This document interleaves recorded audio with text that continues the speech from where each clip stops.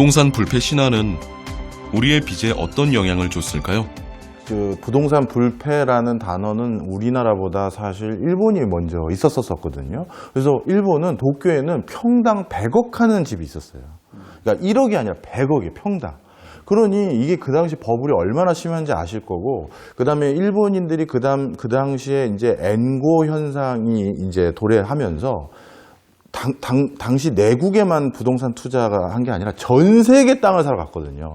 하와이 와이키키 해변에 유명한 호텔 중에는 3개 중에 1개는 일본인 소유들이었고, 그다음 미국의 그 랜드마크 빌딩들 중에서 마천루 중에서 록펠러 센터부터 해서 다 일본인들이 다 샀어요. 그래서 일본 자체가 부동산에 대한 어떤 몰입, 광풍 이런 게 불렀는데 어떻게 된지 잘 아시잖아요. 91년도부터 2005년 정도까지 15년 내리 연달아 계속 부동산 가격이 떨어졌어요. 그래서 오피스는 그 15년 기간 동안 한 40% 떨어졌고, 주택 관련해서는 한 반토막이 났고. 그러니까 이게 진짜 아까 말씀하신 거, 부동산은 꼭 안 떨어진다, 안정자산이다. 우리 바로 밑에 있는 나라를 보면 아닌 건 맞는 것 같아요.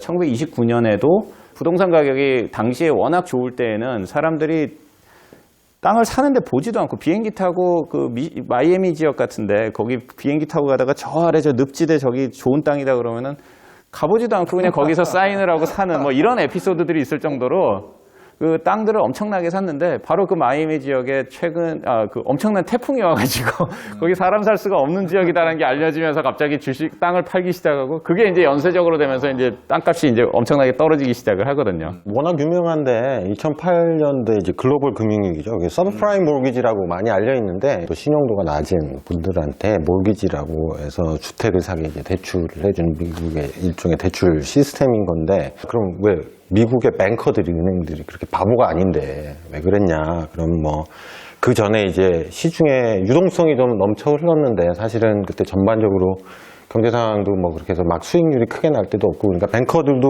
설사 이제 극단적으로 디폴트가 나도 담보를 정리하면 충분히 뭐 손실을 많이 메꿀 수 있겠구나 이런 생각을 했던 거고, 그다음에 빌리는 사람들도 부동산 가격이 계속해서 올라주리라 봤고, 그러니까 뭐 극단적인 경우에 대출 못 가게 되면 부동산 이렇게 팔면 되니까. 2000년대 초반 미국은 IT 버블이 끝나고 9.11 테러에 이라크 전쟁까지 이어지면서 불황이 계속됐습니다. 중앙은행은 경기 부양책으로 초저금리 정책을 펼쳤습니다. 미국은 집값의 일부만 지불하면 집을 소유할 수 있습니다. 은행에서 집값을 빌린 다음 이자와 원금을 분할 상환하는 방식입니다. 은행은 대출 채권을 연방주택대출저당공사에 팔고 그곳에서 파생상품으로 만들어져 다시 판매됩니다. 파생상품은 이자도 높은 데다 파산 위험도 없어 보여서 잘 팔렸습니다.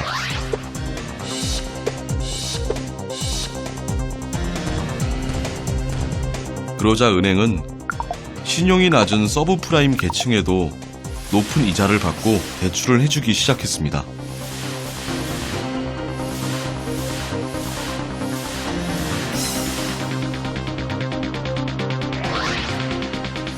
너도 나도 집을 사기 시작하면서 가격이 폭등했습니다. 이 과열된 경기를 조정하기 위해 중앙은행이 금리를 올리자 이자를 감당하지 못한 사람들이 파산했고, 은행과 투자은행들도 연쇄적으로 어려움을 겪게 됐습니다.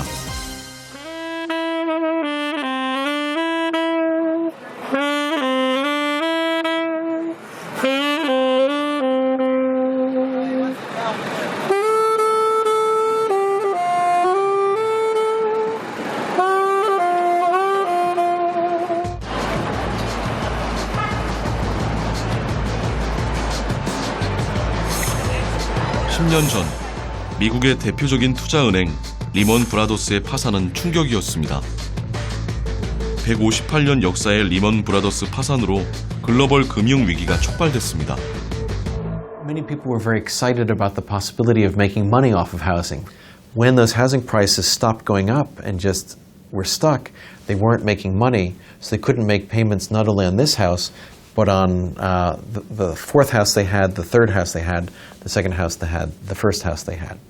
And so that's how you could get things collapse in so quickly when people took on so much leverage, when they took on so much risk. but it's always very difficult to know. You only know afterwards that something was a bubble. 캘리포니아주 중부에 위치한 스톡튼. 서브프라임 사태 당시 스톡튼은 은행의 주택 압류율이 미국 전역에서 가장 높은 곳이었습니다. 당시 한 달 동안 30여 채의 주택에 압류 딱지가 붙기도 했습니다.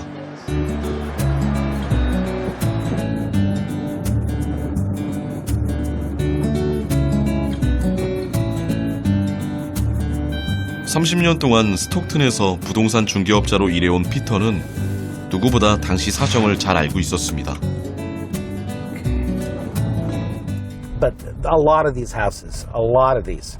Back in the day, this is one of those neighborhoods where it was 5, 6, or 7 houses on each block that were boarded up. The grass was dead, or there was no grass at all.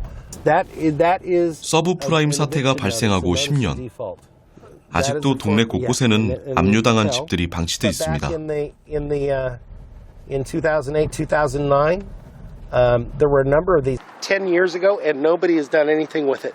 It might still be owned by the bank.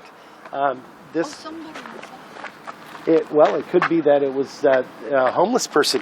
They break in all the time. 당시 스톡튼뿐 아니라 캘리포니아주 전체의 부동산 가격이 빠르게 상승했습니다. 모두들 부동산 시장에 뛰어들기만 하면 돈을 벌 수 있다고 생각했습니다. 그래서 너도 나도 대출을 받아 부동산에 투자했고 집값은 더 올랐습니다.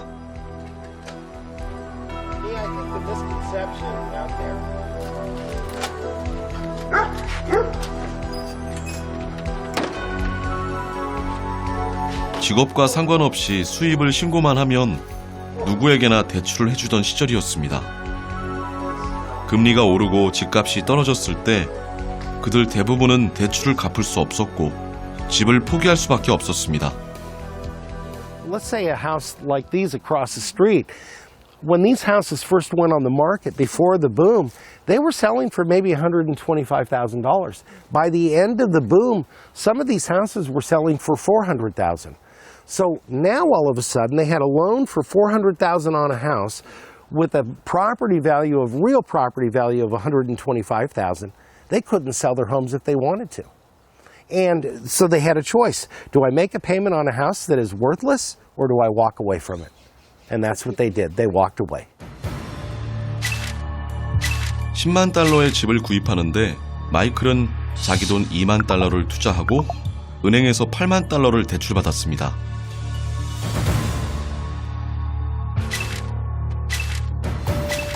존은 자기 돈 8만 달러에 2만 달러를 대출받아서 집을 구입했습니다. 집값이 2만 달러 하락했다고 생각해 볼까요?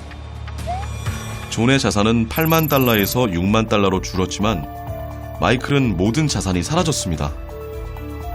And what happens in the presence of debt is that the very definition of debt is that in the event of losses, it's the borrower, the levered individual, who will need to absorb the losses, essentially. It is the borrower who has to absorb all of the losses.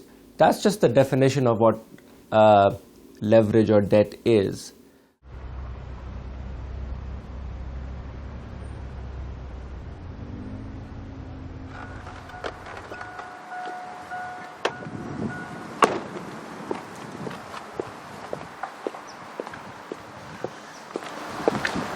That's the house that I had for about 10 years, from 1999 to about 2009. 카리나 씨는 서브프라임 등급도 아니었습니다. 더구나 집도 서브프라임 사태 이전에 구입한 것으로 5명의 자녀의 반려견까지 대가족이 오랫동안 함께 살 집이었습니다.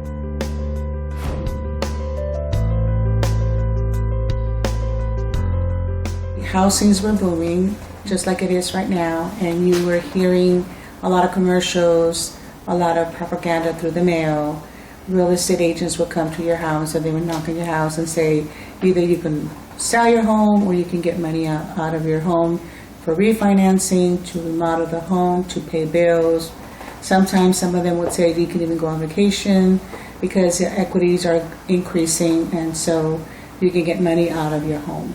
And so that's when we started getting into the loans. 당시 미국에선 이자만 납입하다가 일정 기간이 지나면 원금도 함께 상환하는 대출 상품이 유행이었습니다. 집값이 폭락한 상황에 원금 상환이 시작되면서 파산하는 가정이 늘어났습니다. I was the one that was working in sales. I was doing good when the market was good, but after a lot of people started losing their homes, foreclosing or going into problems with their homes, the sales in the life insurance world was not there anymore. The sales were not coming, and so I wasn't bringing the income that I was bringing before. 상환금은 늘고 수입은 줄고 버틸 만큼 버텼지만 집을 포기할 수밖에 없었습니다. 7명의 대가족은 모텔방을 전전할 수밖에 없었습니다.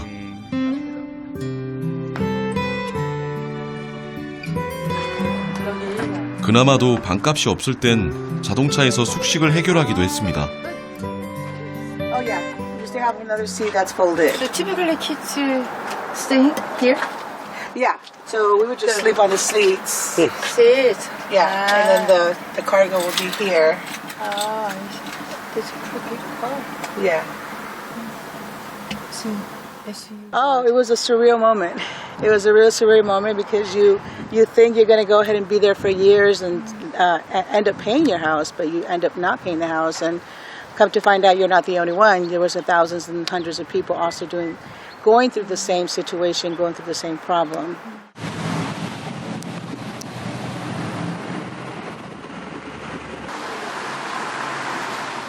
We're on Stockton's Miracle Mile, Pacific Avenue, and this used to be a real vibrant part of the city. And you can see that these buildings are closed completely. There is absolutely nothing in here. During the recession, these were empty. They went empty. The theater closed, and that had never been closed. 서브프라임 사태가 발생하고 10년이 지났지만 스톡튼은 여전히 나아지지 않고 있습니다.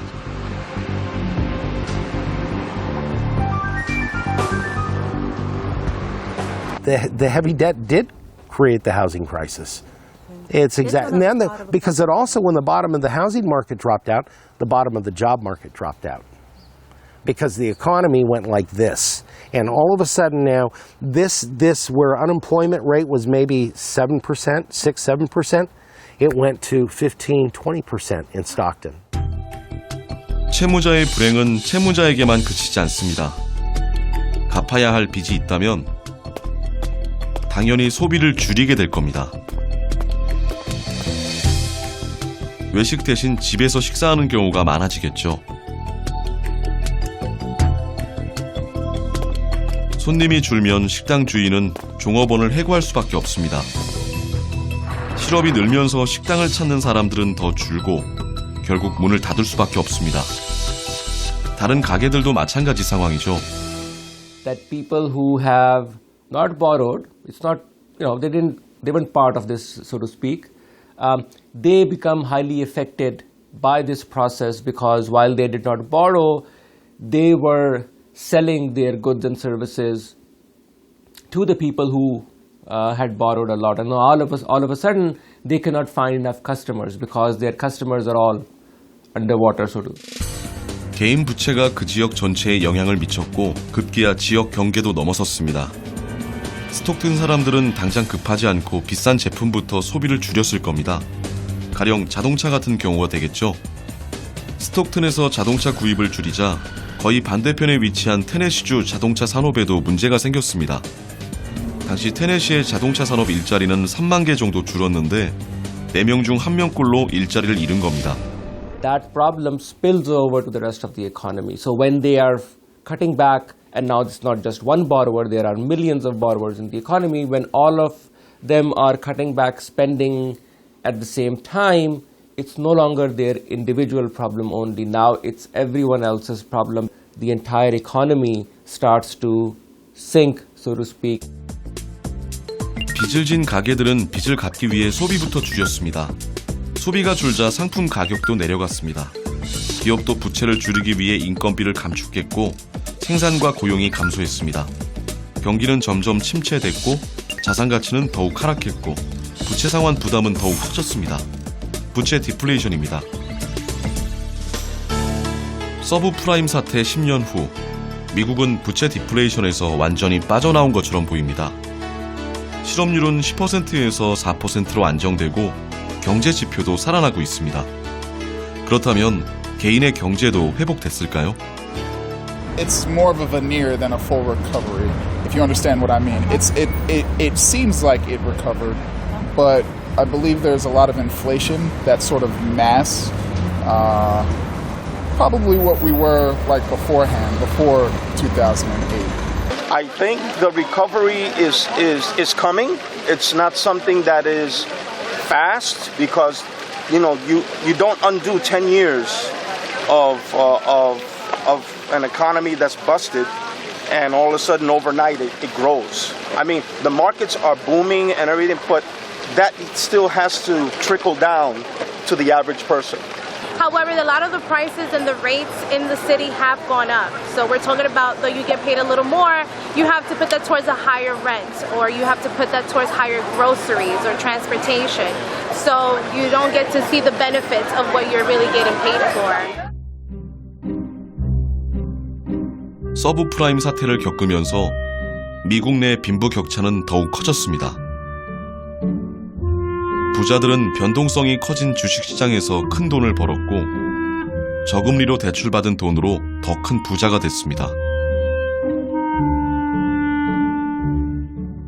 반면 수백만 명이 하루아침에 일자리를 잃고 은행 대출로 어렵게 마련한 집을 압류당한 사람들이 부지기수였습니다. 그들의 불행은 여전히 진행 중입니다. I wish I could say that all the benefits were evenly distributed over every household, but that certainly has not been the case. And so there are many people who are facing challenges.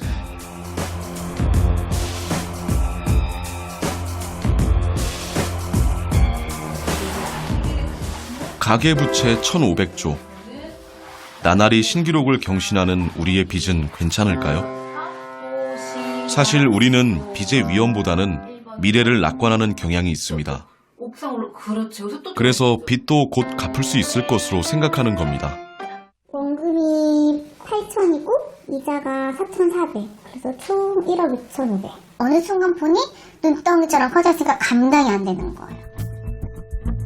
주변 학원보다 수강생도 많고 평판도 좋아서 김지연 씨는 모든 것이 순조롭게 느껴졌습니다. 그런데 갑자기 예상치 못한 일이 생긴 겁니다. 한창 메르스 터지고 학교 휴교하고 막 그러니까 어린이와 관련된 모든 수업들이 그때는 그랬었으니까요. 근데 가만히 있어도 나가야 되는 금액이 월세나 급여는 항상 고정으로 있잖아요. 근데 그게 원비가 들어오지 않으니까 낼 수 있는 것도 없는 거예요. 그래서 선생님들 다음 달에 어떻게 될지 모르는데 쉬라고 할 수도 없는 거고 필요한 자금들을 이제 융통하려고 빌리면서 그게 시작이었던 것 같아요. 메르스 사태는 일시적이었고 곧 일상으로 돌아왔습니다. 그런데 200만 원으로 시작된 빚에 문제가 생긴 겁니다. 어느 순간 빚은 눈덩이처럼 커졌고 결국 회생 절차를 밟을 수밖에 없었습니다. 이금에서도 안 돼요. 안 돼서 제가 거기까지 간 거예요. 됐으면 했을 것 같은데 처음에는 카드론으로 했어요. 그러다가 이제 거기도 안 되니까 그래서 약간 우리가 얘기하는 대부로 넘어가게 되는 것 같아요. 안 되니까 넘어가는 거예요. 근데 그게 또 쌓이니까 어느 순간이 되니까 그 이자를 내기 위해서 빌려야 되는 돈도 생기는 거예요. 그러다가 이제 어느 순간 이렇게 빵 터지는 거죠. 빚의 가속도가 붙으면 채무자는 아무것도 할 수 없게 됩니다. 빚이 빚을 조종하고 채무자의 행동까지 결정하기에 이릅니다. 여기서 더 키워나갈 수 있다라고 생각을 하는 거예요. 애기를 조금 더 낼 수 있다. 내가 열심히 하면. 그러면 그 돈이 나중에 어쨌든 간에 다시 플러스가 될 것이고 그래서 내가 이걸 갚을 수 있겠다라는 생각이 들었었어요. 그래 내가 3년 안에 이렇게 계속 운영이 되면 내가 충분히 갚을 수 있겠다는 생각이 있었기 때문에 그런 생각은 안 해봤어요. 빚은 현재 돈이 없어도 미래 소득을 끌어다 쓸 수 있는 수단입니다. 자본주의 사회에서 빚은 신용이고 사회를 발전시키는 중요한 동력입니다. 그런데 어느 순간을 넘어서면서 신용은 빚으로만 남게 됩니다. 어제도 돈 8,000원짜리 하나 팔고 왔어. 근데 돈을 안 쓰는지 없어요. 사람이 아주 안 들어와. 소비를 조금 안 하는 것 같아요. 느낌에. 요즘 좀 불안한 것 같은 것 같아. 평소 우리는 빚이 얼마나 위험한지 알지 못합니다. 그런데 경기가 나빠지기 시작하면 작은 충격에도 빚은 존재감을 드러내고 개인의 일상과 사회 전체를 위협합니다. 빚의 역습이죠. So there's an enormous amount of uncertainty. When everyone thinks everything's great, risks are low, volatility is low, that's when you get this spike up and a big movement down. We never know. That's the thing. If you could anticipate the shocks, they wouldn't be shocks.